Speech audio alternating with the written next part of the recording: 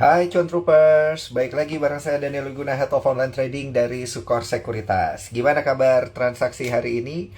Moga-moga berada di zona hijau ya, seperti IHSG kita yang menguat tipis sekitar 0,2% dan juga berhasil ditutup menguat walaupun masih tetap berada di level 6.800-an gitu ya. Nggak apa-apa, yang penting kondisi portonya hijau. Karena kalau kita lihat IHSG kita hari ini selain berada di zona hijau, juga membukukan net foreign buy, dan selain membukukan net foreign buy, indeks harga saham gabungan kita juga ada nilai transaksi jumbo gitu ya. Transaksi jumbonya ini kalau nggak salah sebesar 19 triliun ya, di emitennya itu Games ya kalau nggak salah nih. Coba kita cariin ya beritanya. Nah tapi long story short, kita lihat ada tiga emiten yang berada di zona akumulasi para investor asing, yaitu tiga bank besar dari KBMI 4 ya. Tiga bank KBMI 4 diakumulasi oleh investor asing. Ada BBRI, BBNI, dan juga BBCA. BMRI juga dibeli sih, tapi nggak masuk top 5 gitu ya, agak di bawah. Nah, kalau kita lihat juga indeks harga saham gabungan kita sejalan dengan pergerakan bursa di kawasan Asia Tenggara, semuanya berada di zona hijau. Nah, ada banyak banget ya yang bisa diperhatikan dan yang menarik untuk diperhatikan untuk pergerakan saham hari ini tentunya, tapi yang paling penting adalah memperhatikan kondisi portofolio sendiri berada di zona hijau. Nah, supaya tetap berada di zona hijau, ngomong-ngomong tentang zona hijau nih ya, kita itu juga ngelihat ada salah satu emiten ya yang diam-diam juga berada di zona hijau hari ini ya, meningkat 1,57% untuk hari ini dan ditutup di harga Rp129 per unit saham. Itu ada emitennya namanya Ricci atau Ricky Putra Globalindo yang bergerak di bidang tekstil gitu. Produk-produknya pasti saya yakin untuk para pria mungkin sudah pernah menggunakan produknya gitu ya. Karena memang lini produknya banyak banget, tapi ada salah satu merek yang dimiliki oleh emiten Ricky Putra Globalindo ini atau kode emitennya Ricci, itu tuh yang sangat terkenal di uh, kalangan retail gitu ya, karena tentunya ini sering diiklanin di TV, dan juga kalau saya lihat beritanya dari beberapa media bisnis di sini, salah satunya dari CNBC Indonesia, katanya menuliskan ada pembalikan kerugian menjadi keuntungan ya di semester 1 2023. Wah, applause nih buat Ricci. Kita akan berdiskusi langsung nanti dengan Direktur Utama PT Ricky Putra Globalindo. Tentunya ada Pak Paulus Gunawan, tapi sebelum itu saya ingin mengundang financial educator ya dan juga technical analyst dari Sukor Sekuritas ini untuk bisa bergabung bersama saya ngomongin industri tekstil gitu ya, karena ini kan walaupun produknya ini dijual secara retail, kita harus lihat core industrinya adalah tekstil gitu ya. Nah, kondisinya seperti apa secara fundamental dan secara keseluruhan, secara sektoral, akan kita ulas lebih lanjut bersama analis terlebih dahulu, dan nanti akan ngobrol bareng dengan direktur utama ya dari PT Ricky Putra Globalindo. Ini saya undang langsung aja, ada Wilson ya, ada industri tekstil terlebih dahulu. Dan jangan lupa teman-teman ya, pertanyaannya langsung dimasukin di kolom question and answer di bawah ya. Nanti akan kita jawab satu persatu. Halo, malam Bro Wilson. Halo Bro Daniel, gimana Bro, Kabar sehat, aman, sehat? cuan? Aman. Iya, cuan, cuan dong, itu yang paling penting. Mantap dong. Ini kalau kalau tapi sebelumnya kalau kita ngomongin masalah kesehatan ini, hari ini kayaknya banyak bertebaran berita bahwa polusi di Jabodetabek lagi tinggi-tingginya ya. Jadi Betul. saya harap para cuan troopers juga bisa menjaga kesehatan dengan baik. Kalau masih ada masker tersisa mungkin bisa dipakai dulu dalam beberapa waktu belakangan ini ya, untuk menghindari polusi udara supaya selain cuan tetap sehat gitu Betul ya, Bro banget ya. teman-teman, betul. Karena emang ini kita Oke. ngelihat berita polusinya parah banget Bro. Kalau kita keluar harus selalu pakai masker, meskipun sekarang udah nggak Betul, wajib masker lagi, tapi harus tetap betul. pakai karena efek jangka panjangnya bisa parah. Iya, nah ini ngomong-ngomong tentang, tadi kita ngomong tentang kesehatan tubuh, sekarang kita ngomong ke kesehatan industri tekstil ya. Karena kayaknya banyak yang berubah. Jadi maksudnya tuh gini, ketika pandemi udara itu bersih, ketika setelah pandemi ekonomi kembali berputar, udaranya jadi terpolusi lagi. Tapi berkebalikan nih, kayaknya dengan industri tekstil. Waktu mungkin ketika pandemi sepertinya industrinya terpukul gitu. Tapi setelah tidak pandemi di 2023 ini sepertinya keadaan berbalik ya. Ini tercermin kayaknya dari rilis laporan keuangan terakhir. Ini katanya untuk ini saya baca-baca dari informasi yang sudah beredar ya bro ya. Di sini katanya Ricci berbalik menjadi untung senilai 6,33 miliar pada semester 1 2023 dari rugi di periode yang sama tahun lalu di 8,13 miliar. Wah ini luar biasa banget ya. Dari minus tiba-tiba jadi plus gitu di periode yang sama. Pendapatnya gimana Bro Wilson? Oke, bener banget tadi yang dibilang sama Bro Daniel bahwa selama pandemi memang banyak banget industri terpukul dan mereka mengalami kerugian. Kenapa? Karena demand-nya berkurang, otomatis penjualan berkurang. Seperti itu. Sementara beban masih tetap harus dibayar seperti gaji karyawan dan akhirnya menyebabkan Betul. tidak imbang antara pendapatan dengan pengeluaran, di mana pengeluarannya lebih tinggi dibandingkan pendapatan. Ini juga dialami oleh emiten tekstil, di mana banyak banget customer ya yang stop spendingnya dulu, nggak mau beli dulu, meskipun lebaran mereka nggak mau beli dulu gitu, karena takut keadaan ini apa namanya belum stabil seperti itu. Nah kita bersyukur teman-teman sekarang ini pertumbuhan ekonomi sudah kelihatan ya, dan juga dari industri tekstil kalau kita lihat ini Ricci salah satunya sudah berhasil berbalik untung. Kenapa? Karena mereka berhasil juga menekan yang namanya pengeluaran teman-teman. Jadi efisiensi Iya. belajar dari pandemi ya akhirnya menjadi keuntungan 6,33 miliar. Kalau kita lihat juga secara valuasi, valuasinya pernya ini tergolong murah teman-teman ya dengan 6,22 dan juga PBV-nya di bawah 1, 0,38. Indikator ekonomi menunjukkan juga bahwa indeks keyakinan konsumen itu masih di atas 100 ya, lebih tepatnya 127,1, di mana ini artinya menggambarkan masyarakat itu semakin percaya bahwa ekonomi itu akan terus stabil teman-teman ya. Kalau kayak dulu di zaman pandemi itu di bawah 100 gitu. Mungkin satu lagi saya tambah ini Bro Daniel ya, dari PMI kita, Mantap. dari Purchasing Manager Index atau indeks manufacture ini sebesar 52,5. Artinya kita masih di mode ekspansif. Di sini industri gak cuma tekstil sebenarnya rata-rata semuanya berkembang ya, kayak dari sektor perbankan juga, apalagi terutama yang merilis laporan keuangan dan laporan keuangannya bagus ya, itu salah satu indikator yang sangat baik di banyak industri seperti juga properti ya, nggak cuma tekstil tapi hampir di semua industri itu, karena ya thanks to pandemi yang sudah selesai ya, jadi good job buat government yang sudah ini berjuang untuk menyetop pandemi ini teman-teman ya gitu. Oke.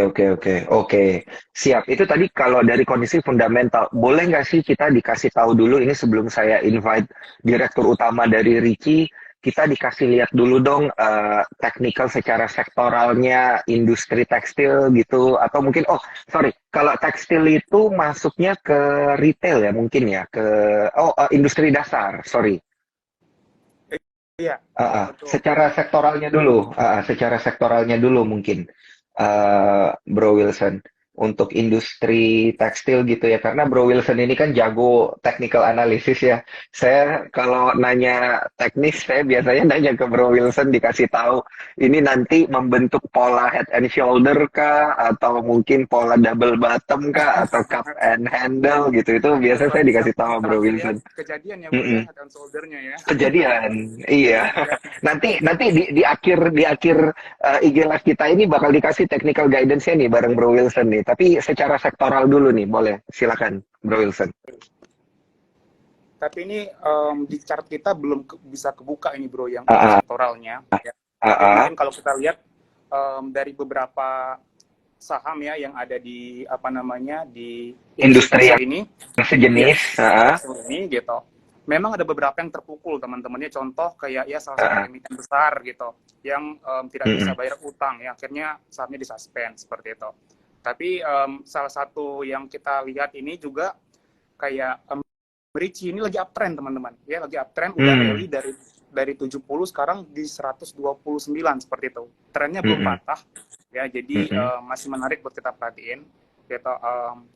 Untuk yang nantinya detailnya bakal saya kasih tahu lagi mungkin bro, kurang lebih seperti Di itu akhir, ya untuk di belakangan aja ya. iya di belakang. Mungkin belakangan juga kita kasih tahu tape readingnya gimana gitu ya, bit overnya gimana, lebih detail gitu, Iya, secara lebih teknis. Tapi kita harus tahu dulu nih ya, supaya kita sama-sama sadar gitu ya, apabila kita ingin berinvestasi di pasar modal itu, kita harus tetap melakukan analisa sendiri, baik secara fundamental maupun technical. Disclaimer on jadi ya, teman-teman cuan troopers, keputusan jual dan beli ada di tangan kalian masing-masing. Nah, secara industri tadi sudah diinfo sedikit, secara bisnisnya, sektoralnya juga tadi udah diinfo sama Bro Wilson. Sekarang kita invite bareng nih ya Bro ya.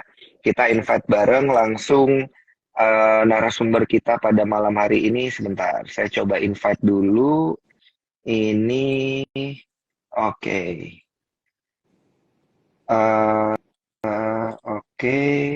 Apakah sudah sudah online ini ya, mungkin dari emitennya.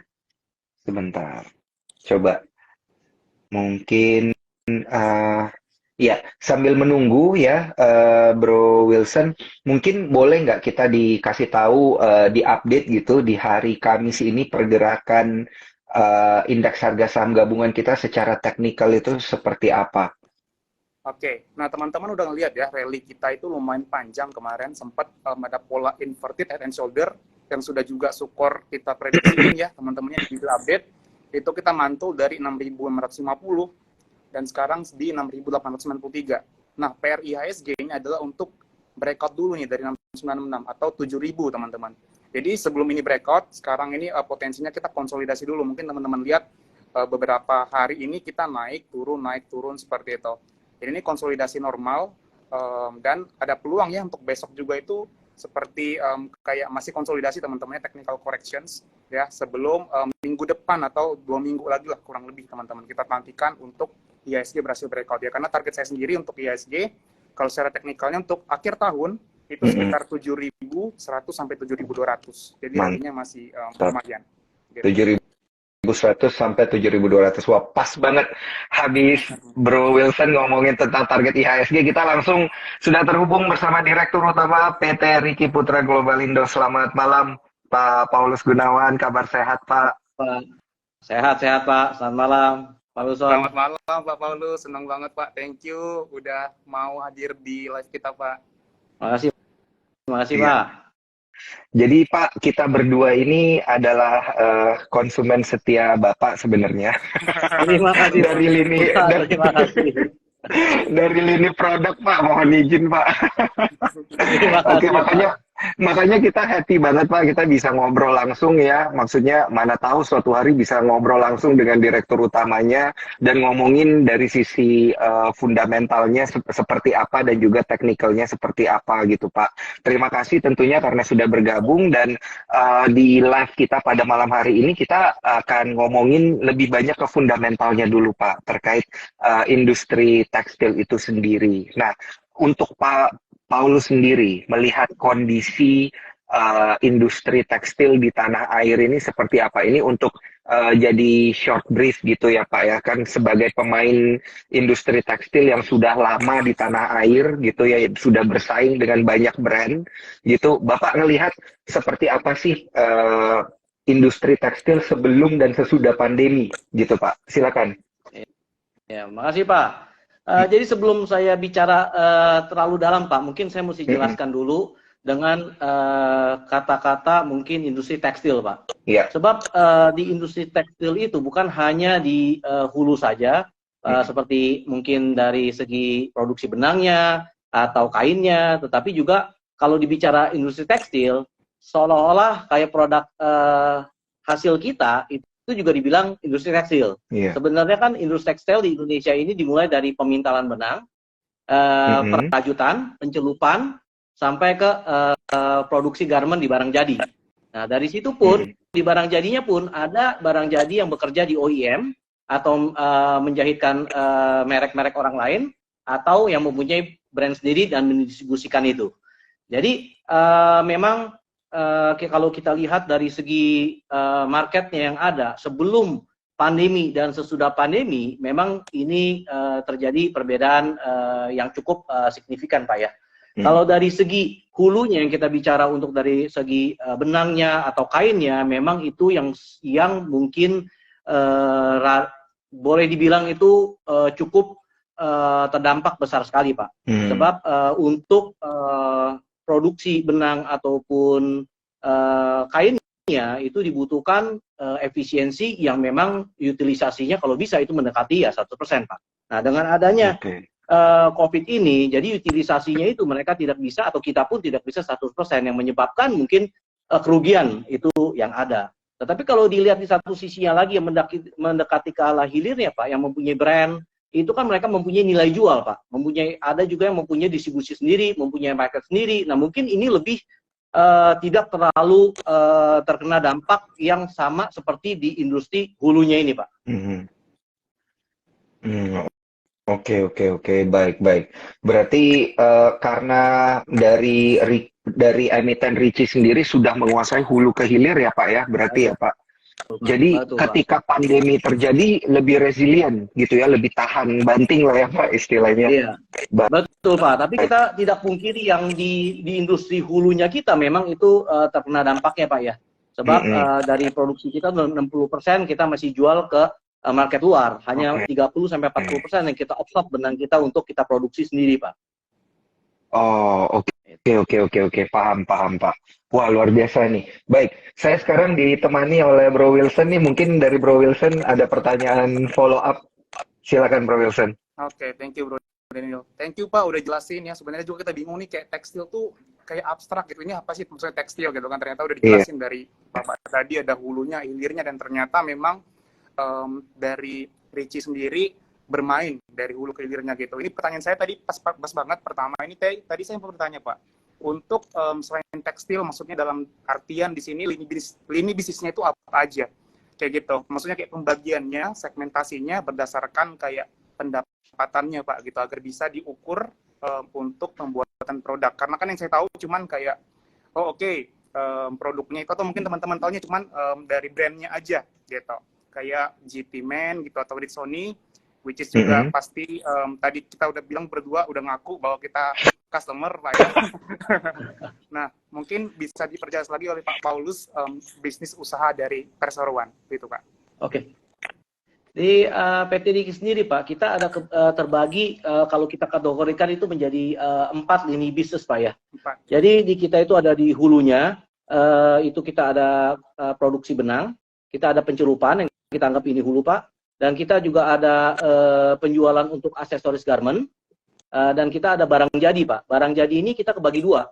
Untuk domestic market kita mempunyai merek sendiri, dan untuk ekspor kita WM business untuk ekspor barang-barang kita itu ke Jepang, Pak. Lebih banyak ke Jepang ya. Dan yang keempat itu kita mendistribusikan untuk lokal produk-produk kita sendiri, Pak. Jadi kita mempunyai 6 anak perusahaan dan 6 cabang, totalnya ada 12 anak usaha dan cabang kita yang mendistribusikan ya produk tadi yang tadi Bapak bicara masalah GP Man dan juga dengan Rixoni. Oke, berarti lengkap banget dari produksi benangnya, juga pencelupannya, bahkan sampai distribusinya juga di handle sendiri, Pak ya. Dan ini saya melihat sih komplit ya. Tadi dibilang juga resilient waktu pandemi, meskipun kemarin sempat mengalami yang namanya kesulitan, Pak ya, sama pandemi, dan baru terakhir saya baca ada laporan keuangan semester 1 udah berbalik untung. Yaitu dari sebelumnya rugi 8 miliar semester 1, sekarang menjadi 6,33 miliar. Nah, ini strategi apa sih, Pak, yang dilakukan dari perusahaan agar bisa menekan cost atau meningkatkan pendapatan untuk menumbuhkan yang namanya performa ya? Karena ini kita lihat juga sahamnya udah rally, Pak ya, karena mendapatkan katalis positif dari ini kenaikan laba gitu, kurang lebih. Mungkin bisa dijelaskan, Pak Paulus.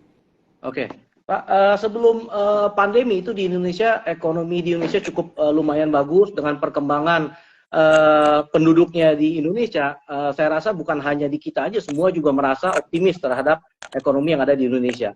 Jadi banyak sekali produsen tekstil ini mereka berbondong-bondong untuk berinvestasi untuk membesarkan mereka punya usaha, Pak. Nah, sedangkan setelah COVID ini terjadi, strategi yang mananya dulu sebelum pandemi, di kita pun diharuskan integrated untuk mencapai profit yang lebih bagus dan untuk bisa lebih bertahan. Tetapi setelah kejadian COVID ini, justru integrated ini, kalau menurut saya, di kita, integrated ini yang justru menyulitkan kita. Sebab tidak terjadinya efisien yang ada di segi hulu kita. Jadi dimulai dari akhir tahun lalu, kita sudah memutuskan untuk menutup atau menstop produksi yang tidak produktif atau yang bermargin kecil. Bukan hanya di hulu saja, tetapi di prosesnya dari hulu ke hilir pun, itu produksi-produksi yang marginnya kecil atau yang kurang begitu menguntungkan, itu kita stop, Pak. Jadi kita fokus ke core business-nya kita yang memang founder kita, Bapak Riki Gunawan dulu memang lakukan, itu ada berfokus di barang jadinya. Baik itu di GTman kita, ataupun di ekspornya. Jadi kita sekarang memfokuskan diri kita ke arah sana, yang mana marginnya itu jauh lebih bagus dibanding margin yang di hulunya itu, Pak. Oh, oke. Berarti kurang lebih mirip-mirip kayak bank yang modern sekarang, Pak ya, sudah menutup cabang gitu, yang tidak profitable gitu. Jadi lebih fokus kepada core bisnis yang menghasilkan margin yang gede. Oke. Betul. Mungkin sebelum ke Bro Daniel, saya mau ada satu pertanyaan lagi, Pak, buat Bapak. Itu mungkin dari semua bisnis itu, kan tadi Bapak bilang sampai distribusi ya. Saya penasaran nih, Pak, kita kan sekarang ke era digital ya. Apakah Ritsoni juga melakukan penjualan secara daring gitu, secara online, udah mulai kayak bisnis customer gitu, bukan lagi bisnis ke bisnis yang ke grosiran gitu, sehingga bisa menekan harga dan juga lebih meningkatkan efisiensi. Bagaimana menurut Bapak? Apakah ada? Kalau dari segi online itu kan bisnis B2C, Pak ya. Yes, betul. Kalau di PT Diki dari dulu kita itu memang fokusnya ke B2B, Pak. Jadi dari segi dari PT Diki sendiri memang kita tahu pergerakan yang ada di online atau di marketplace itu memang cukup luar biasa. Tetapi dari komitmen dari perusahaan kita, memang kita harus lebih mengutamakan itu B2B, Pak. Jadi yang menjual produk-produk GTman kita itu di marketplace, ya customer kita, Pak. Gitu. Jadi kalau kita tidak bisa langsung itu menjual direct ke dari B2B menjadi B2C, Pak. Kita mesti hargain customer kita yang sudah berhubungan sekian lama, terutama dengan founder kita, Bapak Riki Gunawan, yang saya tidak mungkin mengganti itu menjadi B2C, Pak. Tetapi ya kita akui memang customer kita banyak sekali itu yang menjual produk-produk kita itu di online, Pak. Iya, betul. Thank you. Betul. Jadi nggak dilangkahin gitu ya, Pak ya. Tetap ada jalur distribusi yang harus dijalankan. Mantap, Pak. Jadi ya ini yang saya biasa bilang sama Bro Wilson, cuannya bareng-bareng, Pak. Karena ya memang ya dengan strategi jalur distribusi ini pasti semua orang akan merasakan manfaatnya gitu ya, Pak. Oke, saya ada follow up question, Pak. Ini berkaitan masih dengan strategi dan juga sistem distribusi dan lain sebagainya. Nah, karena kan kalau kita tahu di dalam negeri ini yang bermain kan bukan hanya Ricci, Pak, ada brand-brand lain yang belum emiten pun juga ada lebih banyak lagi gitu, Pak. Nah, ini kalau melihat peta persaingan di dalam negeri kita seperti apa, Pak? Siapa sih sebenarnya ini kayak pesaing terdekat lah gitu, kontendernya gitu, Pak? Saya rasa, Pak, tidak dipungkiri semua itu sekarang lebih berfokus kepada market yang ada di online, Pak ya. Dan kita juga tahu bahwa mereka itu bukan hanya produksi di lokal, tetapi juga barang-barang import, Pak. Yang mungkin ya kita tidak tahu import, kuota import, Pak ya.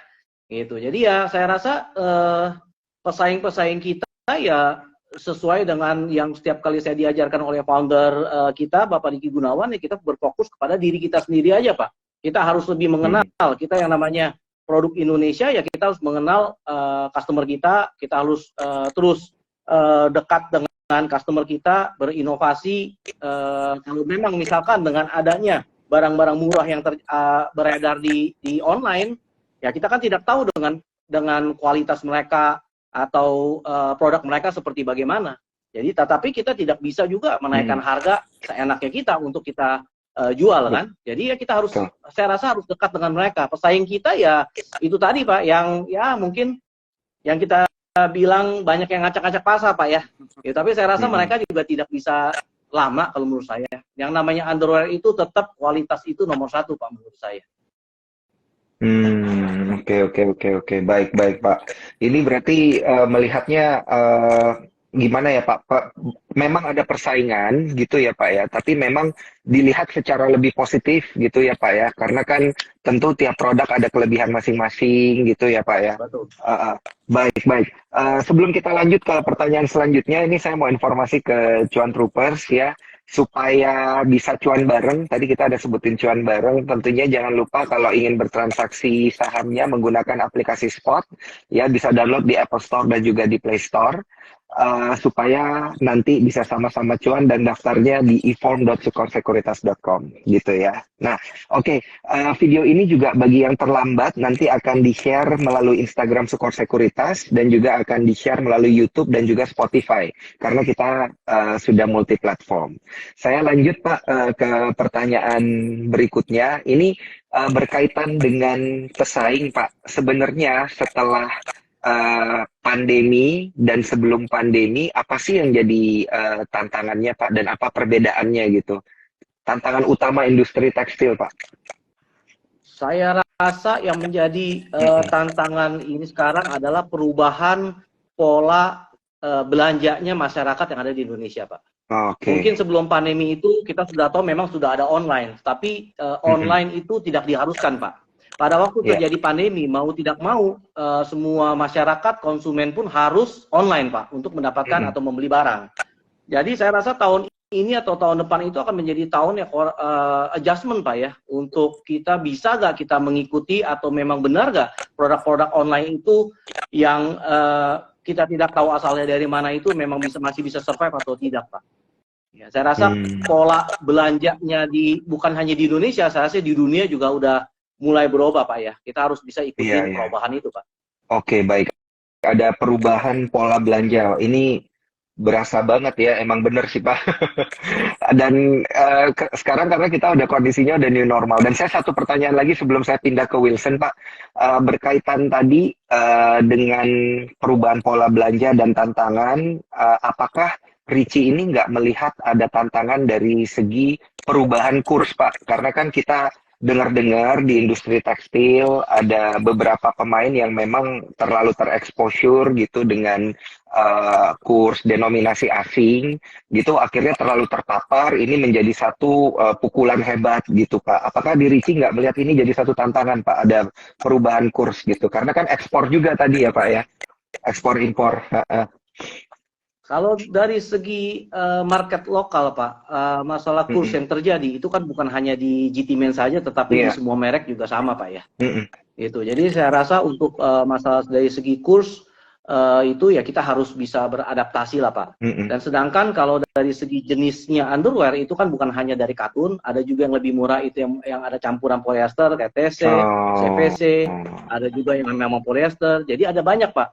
Dan teknologi kan berkembang terus. Yang tadinya polyester itu dibilang barang yang itu bahan yang paling murah, sekarang itu menjadi bahan yang bisa di-create menjadi ya mungkin kalau kita di Jepang itu ada cool touch. Itu jadi di-create supaya ada functional fabric menjadi functional fabric, Pak. Ya, jadi kita harus akuin itu. Kalau memang konsumen Indonesia paling suka ya dengan katun, Pak. Betul. Benar banget, Pak.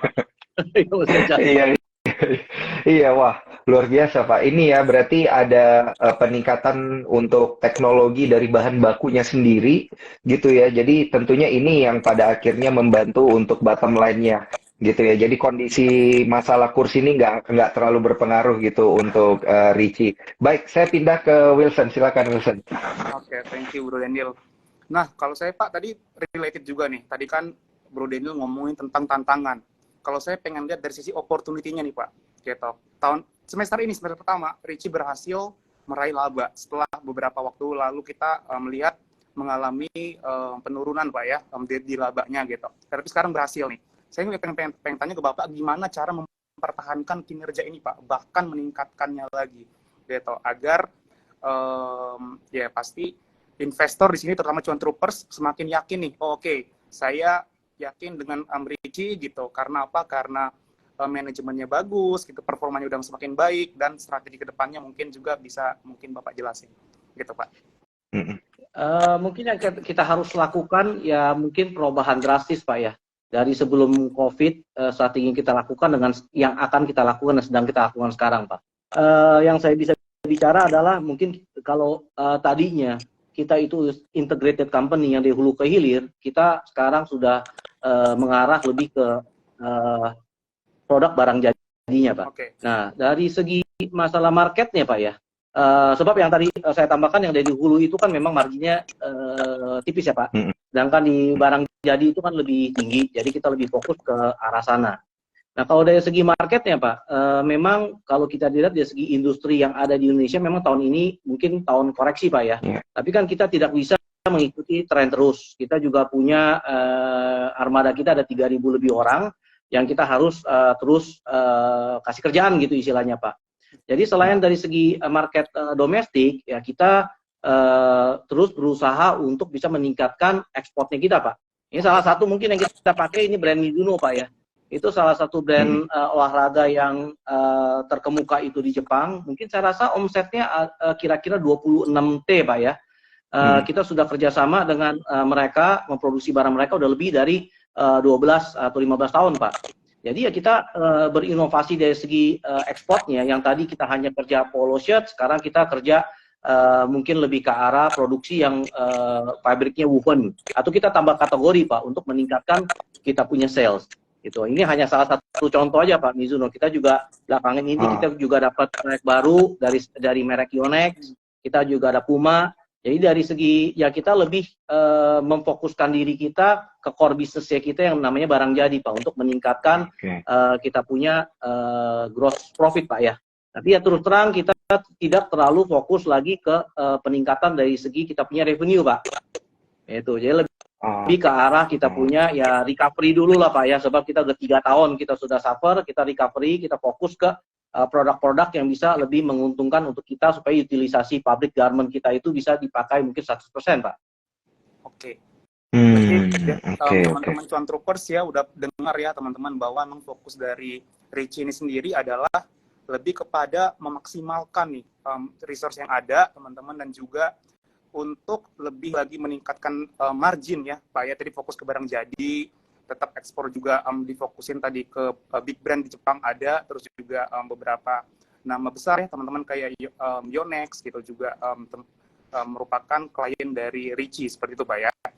Nah terus ini Pak, berarti kalau gitu rencana ekspansi nggak ada Pak ya, atau mungkin ditunda dulu ya sampai benar-benar mencapai tingkat yang dianggap perusahaan itu sudah maksimal gitu, atau gimana menurut Bapak Paulus? Untuk investasi besar-besaran kita tidak lakukan Pak, cuman kita akan menambahkan line dari garment kita, yang mana memang permintaan dari Jepang itu ada peningkatan Pak. Jadi kita hanya mungkin membeli mesin-mesin garment aja yang nilainya tidak signifikan. Kita akan lebih merampingkan Pak, sebab di hulunya kita kan kita sudah tidak akan fokus ke sana lagi Pak. Jadi lebih kita akan ke garment yang mana investasinya itu tidak akan signifikan Pak. Oke. Oke. Baik. Ini gantian ke saya dulu ya, Bro Wilson ya. Waduh, belum selesai nih Bro. Nggak apa-apa, silakan Bro. Oh, belum selesai. Gantian dulu nih. Soalnya saya juga ini salut dengan kondisi laporan keuangannya Ricci sendiri, Pak. Walaupun di tengah kalau kita lihat kan dari berita yang beredar di media, banyak yang melihat dari sisi free cash flow Pak, ada juga yang melihat dari sisi beban utang dan liabilitas dan lain sebagainya gitu Pak. Nah ini boleh nggak sih Pak dijelasin ke rekan-rekan Cuan Troopers gitu Pak, walaupun di tengah kondisi ini kan kita ngelihat ada faktor positif sebenarnya dari Ricci ya, di tengah liabilitas dan lain sebagainya, karena industrinya tetap berputar gitu Pak. Nah silakan Pak, saya minta pencerahannya nih Pak, ini berkaitan dengan isu liabilitas dan juga free cash flow yang sudah beredar Pak, silakan. Iya memang berita-berita itu saya juga dapat beritanya. Ya, saya rasa ya balik lagi Pak ya, kita fokus dengan diri kita sendiri aja Pak. Itu kalau dari segi liabilitas kita memang kan kita fokusnya memang harus kita jaga Pak ya. Tapi ya yang mungkin saya mesti bicara itu yang tidak tercermin dari laporan keuangan adalah mungkin dari asetnya kita itu kan memang kita masih belum revaluasi Pak ya. Jadi dari segi angka mungkin kelihatannya terlalu signifikan gitu ya. Sebenarnya ya tidak mungkin kita punya bank kita akan meminjamkan di luar aturan yang sudah ada gitu. Jadi kalau dari segi setelah direvaluasi itu dilihat daripada book value, saya rasa tidak seperti itu Pak.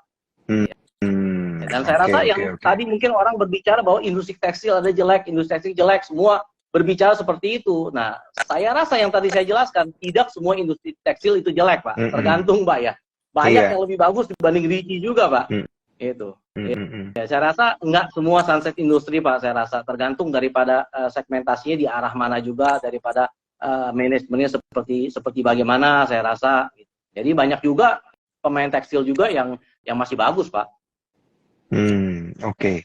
Betul Pak. Saya setuju Pak gitu. Gimana pun juga selama masih ada yang pakai brandnya kan harusnya baik-baik aja Pak.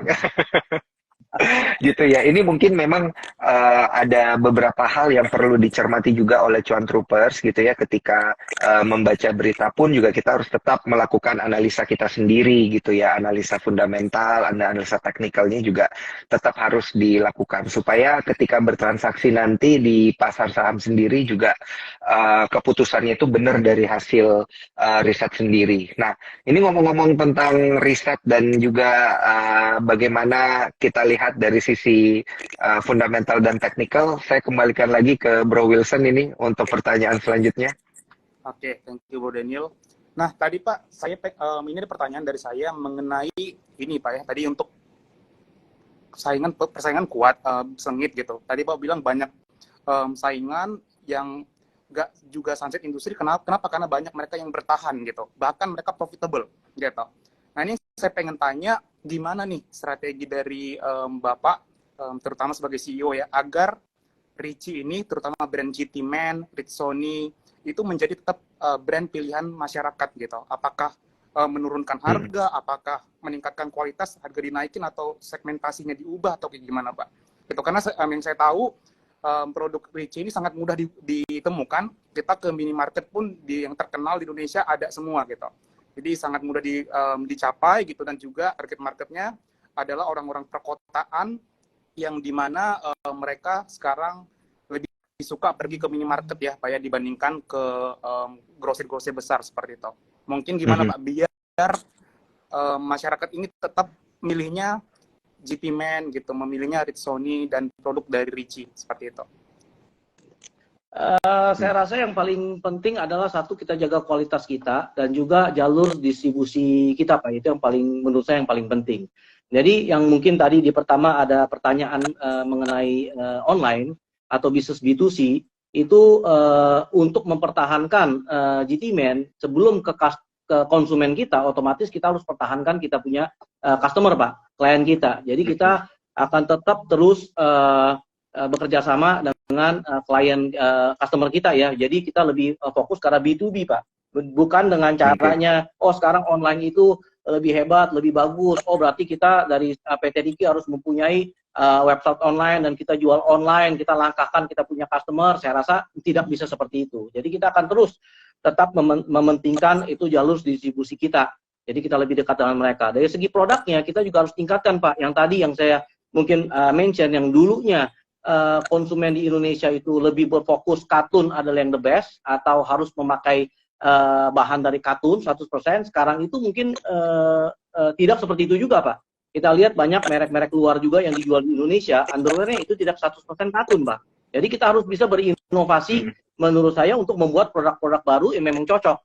Yang mana tadinya underwear itu dipakai untuk segala aktivitas, sekarang menjadi underwear yang dipilih untuk aktivitas tertentu. Contoh kalau kita sekarang saya rasa banyak masyarakat Indonesia yang setelah ada COVID ini lebih aware dengan kesehatan, dengan banyak berolahraga. Nah, kita mengeluarkan underwear juga yang cocok yang untuk kegiatan olahraga ini. Jadi kita memakai bahan sebagian polyester yang mana kita ngomong itu dry fit Pak, jadi cepat kering. dan itu enteng supaya tidak menjiplak itu mungkin ya di pakaiannya gitu. Jadi saya rasa inovasi itu juga penting, Pak. Oke. Kalau boleh tahu nih Pak, untuk distribusi sendiri nih Pak ya di Indonesia ya, apakah di semua minimarket di Indonesia itu yang tersebar itu ada Ricci semua, ataukah cuma fokus di Pulau Jawa doang, atau di Sumatera doang yang marketnya ada, atau kayak gimana Pak? Saya belum dapat gambaran sih. Iya. Harusnya kalau merek GT-Man itu sudah ada, bukan hanya di minimarket, mulai dari tradisional market sampai ke modern market ya. Kita sudah sebar dengan memakai kita punya anak perusahaan dan cabang. Kita sudah sebar, bukan hanya dengan minimarket Pak, dari traditional market sampai ke modern market Pak. Jadi minimarket, supermarket, hypermarket, department store, itu semua kita sudah kita distribusikan Pak. Di berapa provinsi Pak kalau sekarang Pak di Indonesia? Sudah semuanya Pak ya. Kita sudah kita cover Pak. Jadi yang kita juga ke depannya kita akan lebih fokus ke barang jadi kita. Jadi kita akan tambah lini kategori bisnis ya Pak. Jadi yang tadi mungkin saya rasa produk yang sudah banyak kita jual tapi masyarakat masih belum begitu tahu. Mungkin GT-Man juga sudah keluarkan kaos kaki Pak ya, sudah lama. Cuman mungkin awareness-nya masih kurang Pak. Iya. Jadi ya. Kenaikan penjualan kaos kaki GT-Man dibandingkan tahun lalu dengan tahun ini itu 23% Pak. Wow. Keren, Pak. Keren. Oke. Cukup lumayan Pak. Jadi kita akan tambah kategori terus Pak. Oke. Nah, ini pas banget Pak. Saya langsung tiba-tiba pengen nanya Pak untuk penyumbang bottom line yang paling besar Pak. Ini di kategori apa? Tadi kan udah ada 23% Pak, kaos kaki gitu. Kalau kategori lain, apakah ada penyumbang terbesar juga Pak? Dari segi yang apa menjadi nih, Pak? komponen? Iya, dari segi profit kita Pak. Tetap dengan core bisnis kita Pak, underwear Pak yang pasti Pak. Oh ya, tetap ya berarti Pak ya. Mantap Pak. Saya juga harus cari nanti yang produk kaos kaki, saya juga baru tahu ini Pak. Untung saya IG live. Jadi ya saya tahu nanti saya cari. Iya, siap. Mantap Pak. Oke, untuk teman-teman Cuan Troopers juga ya yang kemudian belum sempat menyaksikan dari awal, saya ingatkan sekali lagi bahwa nanti live kita ini akan kita share melalui Instagram Sukor Sekuritas, di YouTube juga akan kita share, dan juga via Spotify akan kita share. Dan yang belum bertransaksi pakai aplikasi Spot, jangan lupa download di App Store dan juga Play Store. Daftarnya via eform.sukorsekuritas.com. Oke. Saya mau lanjut bertanya Pak, ini berkaitan dengan target Pak. Ini kan biasa pasti ditanyain oleh para Cuan Troopers yang memperhatikan kinerja perusahaan gitu Pak. Apakah di tahun pandemi ini dari Ricci sendiri memberikan target yang jauh lebih tinggi dibandingkan tahun 2022 Pak gitu? Kita fokus lebih ke kinerja di internalnya Pak ya. Jadi saya rasa dari segi sales itu pasti akan terkoreksi sebab kita tinggalkan bisnis di hulunya ini Pak. Kita fokus ke margin yang lebih besar itu di barang jadi. Jadi tahun ini adalah tahun adjustment. Saya rasa untuk dari segi pendapatannya itu pasti akan terkoreksi, tetapi kita akan fokuskan dari segi bottom line-nya Pak supaya lebih bagus dibanding tahun lalu Pak. Oke. Ada strategi untuk menambah produk kategori lagi kah Pak, dan juga menambah istilahnya kalau misalnya sekarang brandnya itu masih untuk retail, nanti ada bikin yang untuk premium gitu Pak? Kalau segi underwear saya rasa GT-Man sudah mengcover di underwear saya rasa kita sudah cukup untuk mengcover area di Indonesia Pak ya. Kita akan mungkin Bapak tahu belakangan ini ada film yang top Barbie Pak? Iya. Nah itu untuk Indonesia Pak. Kita pegang franchise-nya juga Pak. Wow. Oh, oke. Wah gila, mind blowing. Saya baru tahu jadi ini kita Pak. ada pegang license-nya untuk market di Indonesia Pak. Jadi ya kita akan tambah kategori seperti itulah. Mungkin ya tidak jauh-jauh dari garment business, tetapi yang lebih ada branded dan distribusi ini Pak yang kita akan tingkatkan terus Pak. Oh, luar biasa Pak. Wah, kalau Cuan Troopers tahu ini sih langsung jadi optimis nih. Cuan Troopers banyak yang udah nonton Barbie soalnya. Silakan Wilson, pertanyaan follow up-nya. Thank you Bro Daniel. Nah, Ini kan Pak, semua tadi Bapak bilang bottom line-nya tetap profit. Saya sangat setuju banget sih Pak. Buat apa revenue gede-gede tapi nggak bisa ngasilin profit?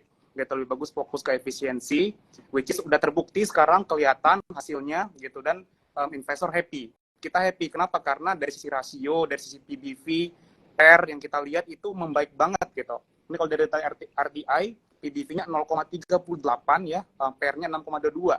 Artinya emang secara fundamental semakin menarik gitu Pak.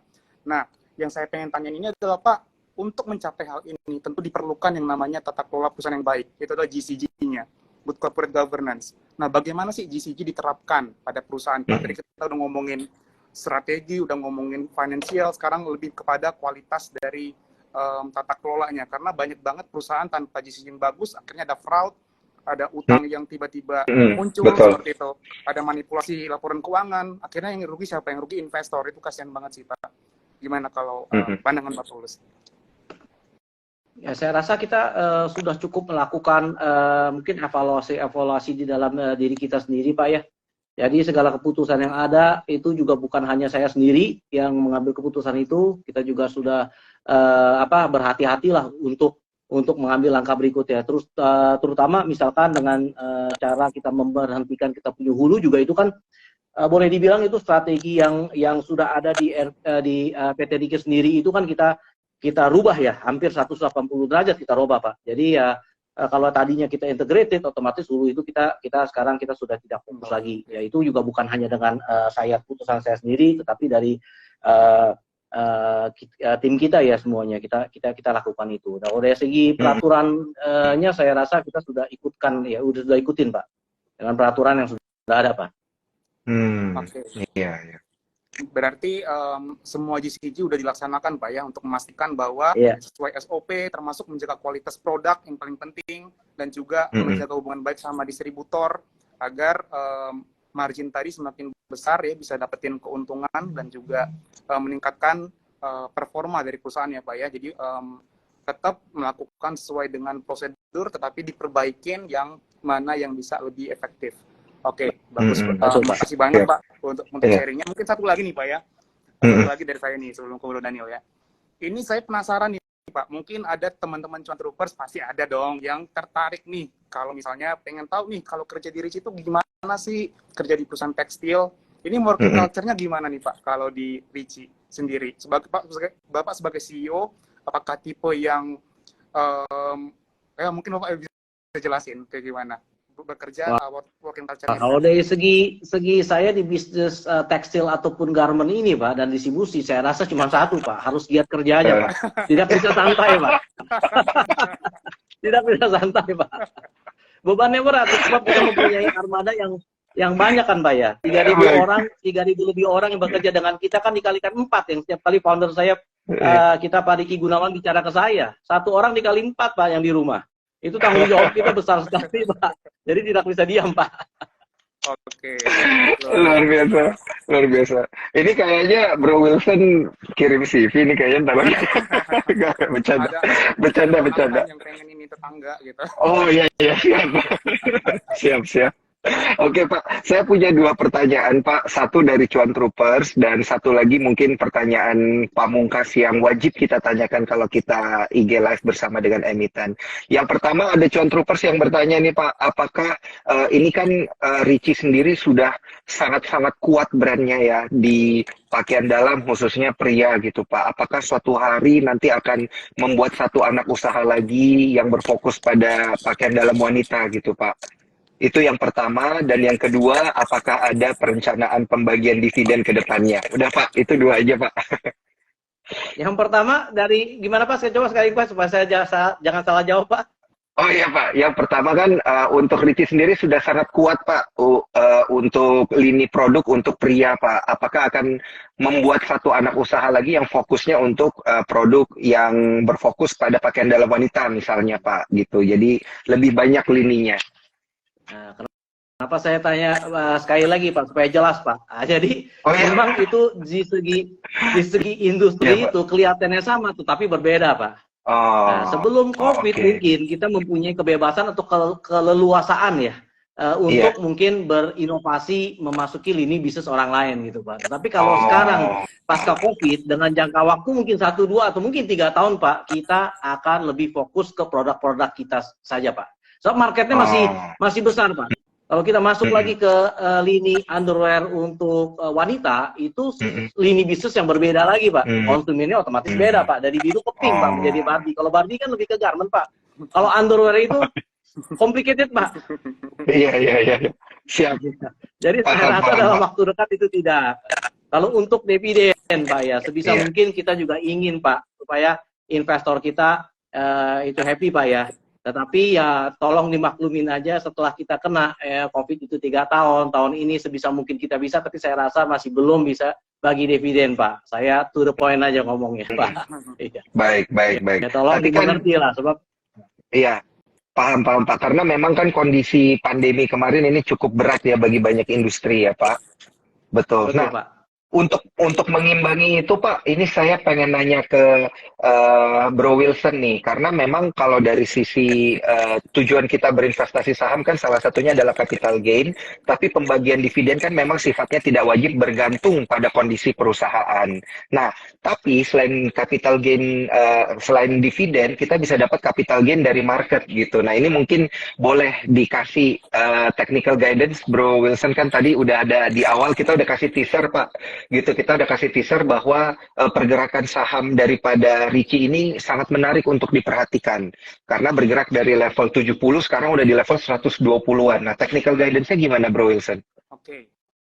Mungkin saya tunjukin ya ke teman-teman ya, buat terakhir juga. Nah, ini disclaimer buat teman-teman ya, kita semuanya bukan selagi sedang ini ya, teman-teman yang pom-pom sama enggak, tetapi teman-teman bisa lihat sendiri bahwa di sini memang lagi uptrend ya teman-temannya saham Ricci. Gitu, dari Maret sekarang di tanggal Agustus ini sudah 129 harganya penutupannya. Udah dari April ya teman-teman ya. Oh sorry, nggak belum. Kayaknya udah kelihatan ya. Jadi dari April sampai sekarang. Ini kalau kita lihat secara teknikal memang masih uptrend ya, masih uptrend. Jadi teman-teman bisa ride the trend, gitu. Ride the trend. Di sini kalau kita lihat masih trend lainnya ya, masih kelihatan teman-teman.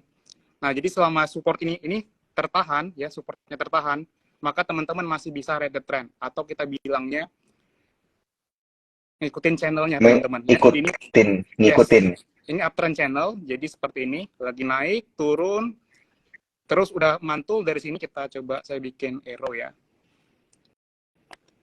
Oke, di sini satu pantulan, di sini pantulan kedua ya teman-teman ya. Nah, kalau teman-teman mau entry itu nanti bagusnya tunggu breakout atau tunggu retrace ya. Ini kan udah deket nih di sini. Nah, tunggu breakout dari trendline ini atau dia retrace lagi ke sini, teman-teman. Pokoknya selama di sini masih bisa kita beli. Ikuti trennya ya. Di bulan Agustus tanggal 8 ya, itu yang pembelian terakhir sebenarnya. Ya, kalau sekarang ini dia di sini kita tinggal tunggu breakout ya, teman-teman ya. Gitu. Jadi ngikutin aja dari yang kita bilang ininya trendline-nya. Nah, karena secara historis memang harga sahamnya kita nggak bohong juga, sama kayak Bapak juga tadi bilang kita to the point aja teman-teman. Ini volatile ya, volatile di mana pun juga sempat rally ya, tetapi setelah jebol ya teman-temannya, ini saya gambar seadanya aja dulu teman-teman karena agak susah satu. Setelah jebol ya bakal turun gitu, bakal turun kayak gini. Jadi teman-teman harus jaga juga money manajemennya, risk manajemennya. Selama belum jebol support kayak yang di sini maka masih bisa dibeli kayak gitu. Jadi ini intinya masih mengikuti tren gitu ya. Menarik banget ya. Masih mengikuti tren. Oke. Tapi masalah kenaikan dan penurunan harga saham di pasar modal itu biasa kita sebutnya sebagai mekanisme pasar. Makanya technical dan fundamental analysis harus dilakukan oleh teman-teman cuan troopers begitu ya, supaya dan juga diimbangi dengan money management supaya seperti yang tadi kita bertiga diskusikan semuanya bisa menikmati cuannya tentunya ya. Baik, kalau gitu saya ucapkan terima kasih sekali lagi kepada Pak Paulus. Terima kasih banyak atas waktunya sebagai direktur utama dan juga bincang-bincangnya. Kita dapat banyak sekali informasi yang menarik Pak di malam hari ini. Semoga bisa ngobrol-ngobrol lagi Pak Paulus. Ya Pak. Tolong jangan lupa. Dan juga slogan GTMan Pak. Siap Pak. Siap Pak. Jangan lupa kita main ke kantor ya Pak di Siap. Jawa Barat ya Pak ya. Siapa? Ditunggu, Pak. Oke, terima kasih juga Bro Wilson nih udah temenin dari jam 7 ya. Moga-moga kita bisa ngobrol-ngobrol lagi di Corporate Talk selanjutnya. Saya Daniel pamit undur diri. Sampai jumpa di Instagram Live selanjutnya. Bye-bye. Terima kasih Pak Paulus. Bye. Terima kasih, Pak.